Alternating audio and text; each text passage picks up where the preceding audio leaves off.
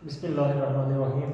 आज हम करने जा रहे हैं एक्सरसाइज नंबर 1.5, जिसमें आपको पता होना चाहिए फर्स्ट क्वेश्चन है फाइंड डिटर्मिनेंट, मक्ता मालूम करें।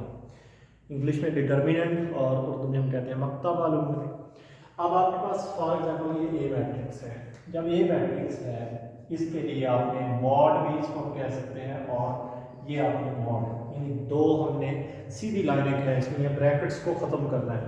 इसी तरह इस कॉलम को भी हम इसी लाइनों के अंदर लिखेंगे -1 और 2, 1 और 0। तो ये अब हमारे पास आ गया ए का मक्ता इस अलामत के तौर पे।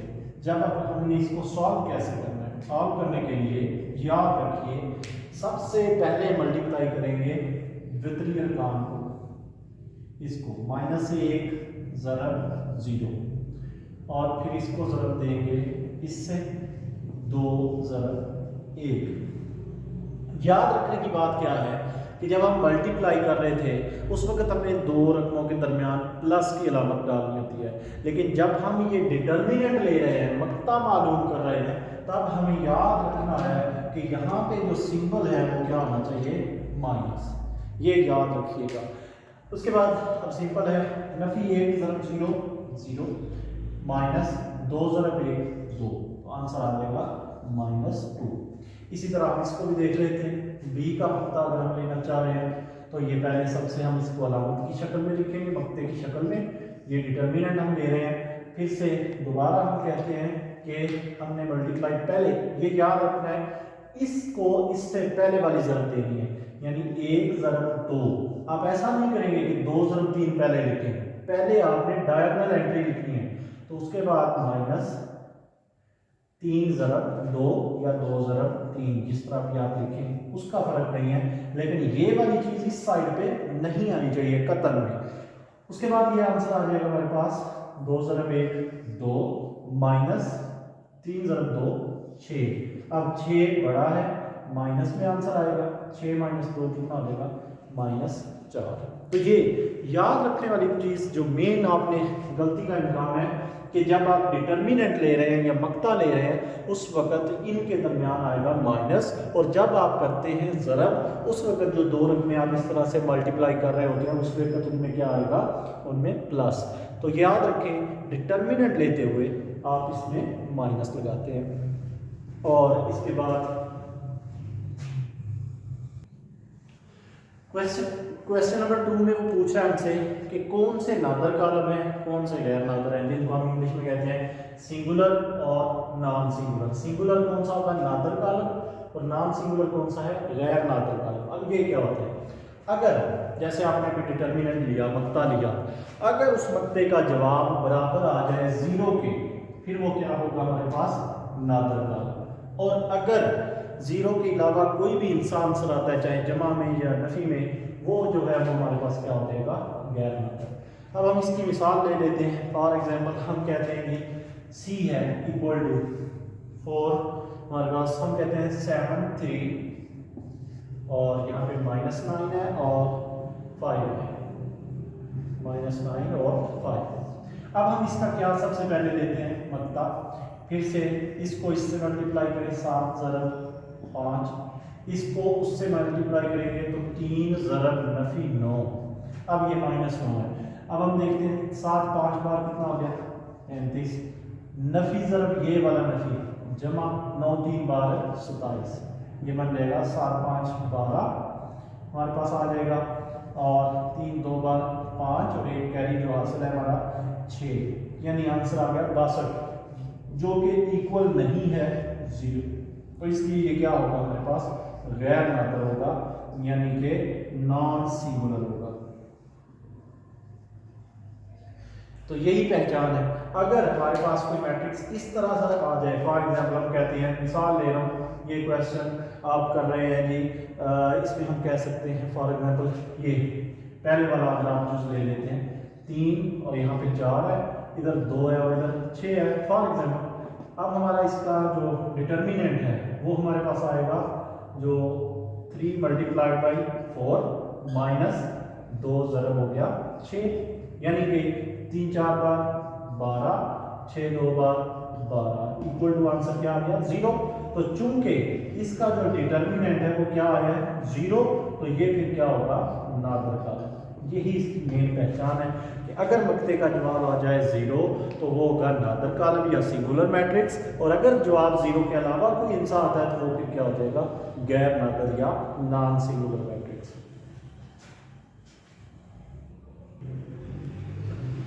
ये तो क्वेश्चन नंबर 3 जो है वो हमारे पास मल्टीप्लिकेटिव इनवर्स फाइंड करना है हमने, अगर पॉसिबल है। पहली चीज तो ये याद रखें कि मल्टीप्लिकेटिव इनवर्स या ज़रबी माकूस कब पॉसिबल होता है। अगर किसी मैट्रिक्स का जो मकता है डिटर्मिनेंट है वो इक्वल टू आ जाए 0, तो फिर ये ज़रबी माकूस हम कहते हैं नॉट पॉसिबल, यानी कि वो फिर मुमकिन नहीं है। यानी जो सिंगुलर नादर कालम जिनका मकता 0 होता है, आंसर 0 आ जाए तो फिर उसका जो ज़रबी माकूस है वो पॉसिबल नहीं है। लेकिन अगर इसका मकता 0 के अलावा कोई भी हिस्सा आता है, 1 2 -1 -2, 0 के अलावा कोई हिस्सा आता है, तो फिर हम कहते हैं कि उसका ज़रबी माकूस पॉसिबल है और मुमकिन है। अब ज़रबी माकूस का फार्मूला हमारे पास क्या है, एडजॉइंट ए बटा ए का मकता, यानी ए इनवर्स जो है वो किसके इक्वल है, एडजॉइंट ऑफ ए बटा ए का मकता। अब एडजॉइंट जो है पहले तो इसका पता होना चाहिए कि एडजॉइंट ऑफ ए क्या होगा। एडजॉइंट ऑफ ए, अगर हम कोई जनरल ये ले लेते हैं ए बी सी और डी, इसका हम एडजॉइंट लेना चाहते हैं, ये जनरल फॉर्म है, तो क्या होता है एडजॉइंट में, हम लेना चाहते हैं एडजॉइंट ऑफ ए मैट्रिक्स, तो ये होगा इन दोनों की जगह बदलनी है, ए की और डी की, यानी यहाँ पे जो भी हिस्सा होगा ए और डी की जगह पे उसकी हमने जगह बदलनी है। ये डी इस साइड पे, ए इस साइड पे, तो हम इसको लिख लेते हैं साथ ही, ये आ गया हमारे पास डी और ये आ गया ए। और जो बाकी दो हिस्से बचे हैं, ये वाला और ये वाला, इनकी हमने अलामतें चेंज करनी है, -c और -b। तो इसमें यही हमारे पास,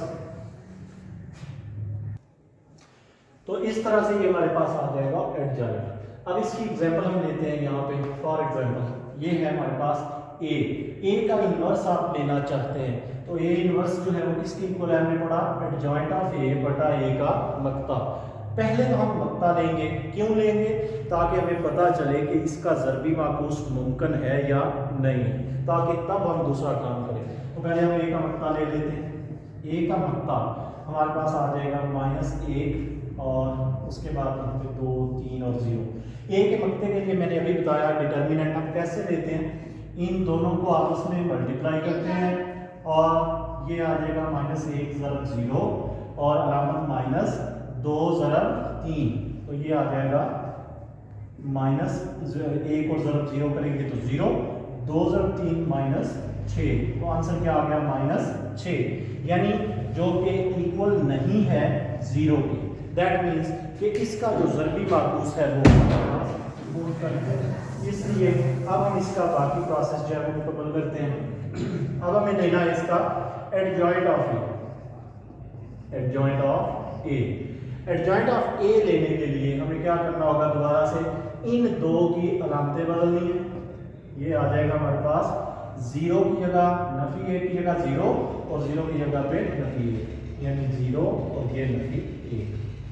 उसके बाद 2 और 3 की हमने अलामत चेंज करनी है, नफी 2 और नफी 3, यानी अगर माइनस होता तो जमा करते हैं, जमा है तो माइनस कर देंगे, 2 और 3 की, इनकी सिर्फ जगह बदलनी है, अलामत नहीं बदलनी।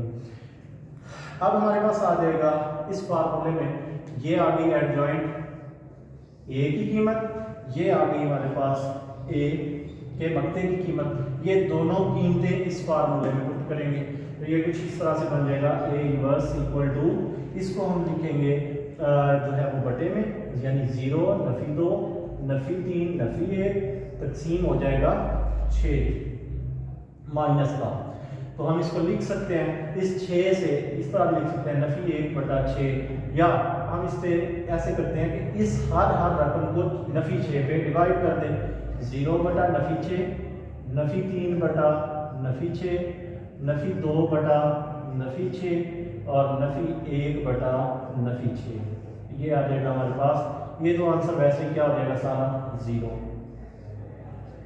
ये दो एक बार, दो तीन बार, नफ़ी से नफ़ी ख़त्म, एक बटा तीन, और ये नफ़ी से नफ़ी ख़त्म, तीन एक बार, तीन तीन दो बार, छः, एक बटा दो, और ये वाला नफ़ी एक बट नफ़ी से नफ़ी ख़त्म हो गया, यानी पीछे सिर्फ हमारे पास बाकी क्या बचा, एक बटा छः। तो ये हमारे पास आ जाएगा ए इनवर्स का आंसर। इस तरह से आप बाकी तमाम क्वेश्चंस भी कर सकते हैं, और हम एक और देख सकते हैं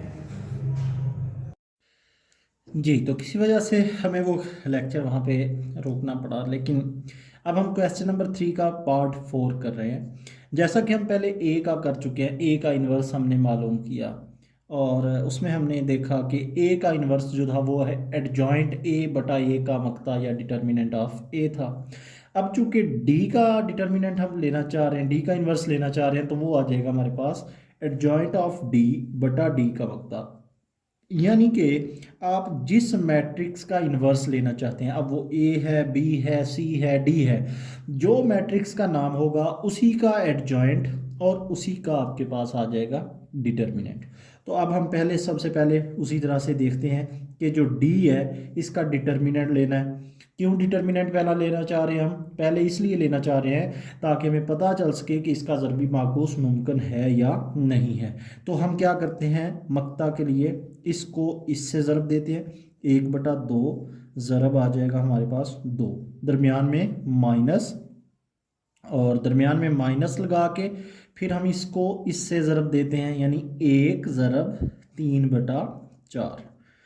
उसके बाद अब हम देखते हैं कि ये दो से दो ख़त्म हो गया, यहाँ पे रह गया एक, एक ज़रब एक आ गया, माइनस ये आ जाएगा तीन बटा चार। अब आप जानते हैं कि इसका एलसीएम यानी कि जुज़ाफ़े अकल ले लेंगे, इसके बटे में कुछ ना हो तो एक होता है, इसलिए अब चार आ गया हमारे पास एलसीएम। चार एक बार हो गया चार, माइनस चार एक बार चार, और ये हमारे पास आंसर आ जाएगा एक। एक को जो हम ज़रब करेंगे तीन से, तो ये आ जाएगा तीन एक बार तीन। अब ये एलसीएम लेना आपको उम्मीद है आता होगा, लेकिन अगर नहीं भी आता तो हम देखते हैं। असल में होता ये है, ये वाली जो भी यहाँ पे रकम होती है उसको इस पे तकसीम करते हैं। फॉर एग्जांपल इधर बटे में हमारे पास एक है, तो चार बटा एक करें, जो आंसर बचता है वो आता है हमारे पास चार। ये जो आंसर आता है ना, इसको हम इस ऊपर वाली रकम से ज़रब दे देते हैं। अब यहाँ पे आंसर आया था चार, चार एक बार चार हो गया। इसी तरह इस साइड पे अगर हम देखते हैं, ये रकम बटा ये वाली रकम, चार बटा चार, क्या आंसर आया एक। ये जो एक आंसर आया इसको ऊपर वाली रकम से ज़रब देते हैं। ये हमारे पास एलसीएम लेने का तरीका होता है। बहरहाल ये हमारे पास आ गया चार नफ़ी तीन, एक बटा चार, जो कि बराबर नहीं है ज़ीरो के, इसलिए हम कहेंगे इसका जो ज़रबी माकूस है, जो मल्टीप्लिकेटिव इन्वर्स है, वो पॉसिबल है यानी कि मुमकिन है। तो उसके लिए अब हम क्या लेना पड़ेगा जी? तो उसके लिए हमें अब लेना पड़ेगा, हमारे पास जो आ रहा है आंसर इसका, हम कह रहे हैं कि इसमें हम एडजॉइंट लेंगे, किसका? डी का, एडजॉइंट ऑफ डी मैट्रिक्स। ये आ गया हमारे पास। अब एडजॉइंट के लिए मैंने आपको बताया था, पहले तो हमें डी मैट्रिक्स का पता होना चाहिए। डी मैट्रिक्स ये है हमारे पास, यानी एक बटा दो है, एक है, और तीन बटा चार है, दो है।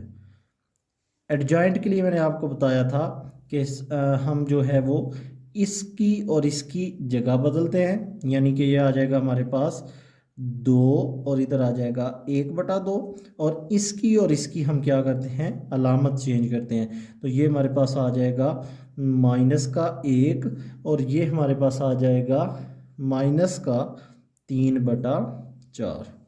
ये हमारे पास आ गया एडजॉइंट।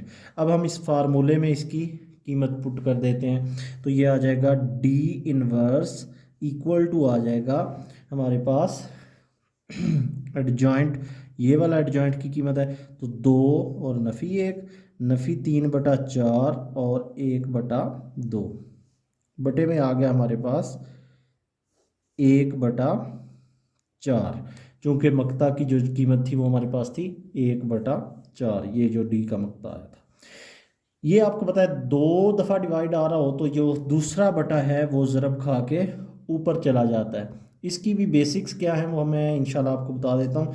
असल में चलें पहले इसको हम करते हैं, बाद में मैं यहाँ पे बता देता हूँ कि ये होता असल में कैसे है। ये होता इस तरह से है कि जो बटा होता है, फॉर एग्जांपल ये यहाँ पे हम इसको तकसीम की शक्ल में अगर लिखते हैं कि ये तकसीम 1/4 है, तो फिर जब हम इसको ज़रब बनाते हैं तो 4/1 हो जाता है। इस तरह ये रकम ऊपर आ जाती है, इस तरह से ये रकम ऊपर आ जाती है। लिहाजा हम लिखेंगे इसको अगली दफ़ा 4 ज़रब आ जाएगा 2 नफ़ी 1, और यहाँ पे नफ़ी 3/4 और 1/2। अब ये 4 जो है ये सबसे अंदर जो है वो मल्टीप्लाई कर लेगा, तो हम लिख सकते हैं इसको 4 2 बार 8, 4 ज़रब 1 नफ़ी 4 हो गया। और इसके बाद ये 4 जब इससे ज़रब खाएगा, 4 ज़रब -3/4 है, -3/4 है। तो उसके बाद हमारे पास ये आ जाएगा 4 ज़रब 1/2 हो गया। अब 2 1 बार 2, 2 2 बार 4, 4 1 बार 4, यानी ये अब हमारे पास आंसर क्या बन जाएगा 8 -4। और नफ़ी का हमारे पास ये नफ़ी 3 ज़रब 1 क्या आ जाएगा, नफ़ी का ये वाला नफ़ी 3 और ज़रब 1, ये हमारे पास आ जाएगा नफ़ी 3। और ये 2 तो कट गया, 2 1 बार 2, ये हमारे पास आ गया डी इनवर्स। उम्मीद है आपको इसकी समझ आ गई होगी। बाकी इसके पार्ट्स जो हैं वो करने की उम्मीद है ज़रूरत नहीं होगी, क्योंकि आपको बहुत अच्छी तरह समझ आ गया है। लेकिन अगर फिर भी कोई मसला परेशानी रह जाती है तो वो आप ज़रूर मुझसे डिस्कस कर सकते हैं, कमेंट्स में लिख सकते हैं, और अपनी राय का इजहार ज़रूर कीजिएगा। अगर इसमें मज़ीद बेहतरी की ज़रूरत है तो वो आप काइंडली मुझे गाइड करें, और अपनी कीमती आरा से मुझे ज़रूर आप आगाह करें कि क्या आपको इसकी समझ आ रही है या नहीं आ रही। अगर कोई मसला है, अभी भी मज़ीद मुझे एक्सप्लेन करने की ज़रूरत है, तो काइंडली मुझे ज़रूर अपनी कीमती राय जो है वो दें। और ज़्यादा से ज़्यादा कोशिश कीजिए कि पहले इस चैनल को सब्सक्राइब करें और दूसरों से शेयर भी करें। जज़ाकल्लाह।